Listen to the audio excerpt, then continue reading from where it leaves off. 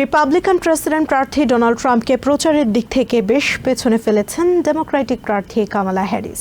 প্রচার শুরুর মাসখানেকের মধ্যেই $540 মিলিয়ন তহবিল জোগাড় করেছে হ্যারিসের প্রচার দল।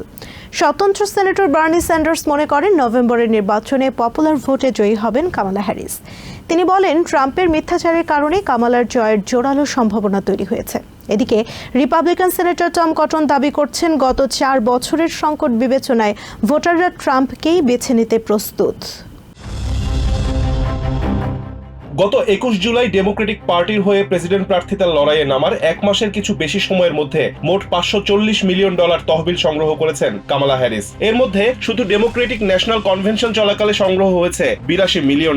কামালা হ্যারিসের প্রচার দল এই তথ্য নিশ্চিত করেছে। শুধু অর্থ সংগ্রহের দিক থেকেই নয়, প্রচারণা শুরুর পর থেকে উৎসাহ, উদ্দীপনা, জনসমর্থন সহ প্রায় সব দিক থেকেই রিপাবলিকান প্রার্থী ডোনাল্ড ট্রাম্পকে পেছনে ফেলেছেন কামালা হ্যারিস। এমনকি গণমাধ্যমের দৃষ্টি আকর্ষণের ক্ষেত্রেও সাবেক প্রেসিডেন্ট ডোনাল্ড ট্রাম্পকে বেশ বেগ পেতে হচ্ছে। শুধু প্রচারণাতেই নয়, রাজনৈতিক সমীকরণেও বেশ সুবিধাজনক অবস্থান তৈরি করতে সক্ষম হয়েছে ডেমোক্রেটরা। ডেমোক্রেটিক ন্যাশনাল কনভেনশনে আইন প্রণেতা সহ বেশ কয়েকজন রিপাবলিকান ট্রাম্প বিরোধী বক্তব্য দিয়েছেন, যার প্রভাব নির্বাচনে পড়তে পারে বলে মনে করেন বিশ্লেষকরা। আরকানসার রিপাবলিকান সেনেটর টম কটন বলছেন, রাজনৈতিক অবস্থানে সুবিধা করতে না পারা গুটি কয়েক রাজনীতিবিদদের কারণে ডোনাল্ড ট্রাম্প কোনো সমস্যায় পড়বেন না। এবিসি নিউজকে এই রিপাবলিকান সেনেটর বলেন, ট্রাম্পের আমলে দেশে যে শান্তি ও স্থিতিশীলতা ছিল, সেই তুলনায় বাইডেন হ্যারিস প্রশাসনের গত 4 বছরের সংকট বিবেচনায় ভোটাররা ট্রাম্পকেই বেছে নেবে বলে তিনি মনে করেন। তবে সার্বিক পরিস্থিতি বিবেচনায় এবিসি নিউজকে ভারমন্টের স্বতন্ত্র সেনেটর বার্নি স্যান্ডার্স বলছেন, সঙ্গত কারণেই এবারের নির্বাচনে মিলিয়ন পপুলার ভোটের ব্যবধানে কামালা হ্যারিসের জয়ী হওয়ার জোরালো সম্ভাবনা রয়েছে।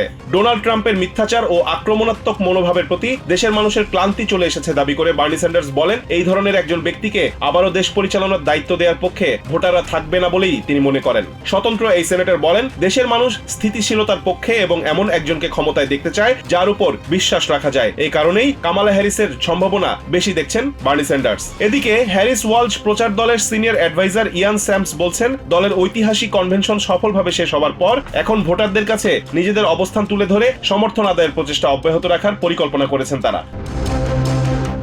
রিজওয়ান কাদের, TVN 24 news desk. New York থেকে সম্প্রচারিত TVN 24 টেলিভিশন বিশ্বজুড়ে বাঙালির কণ্ঠস্বর।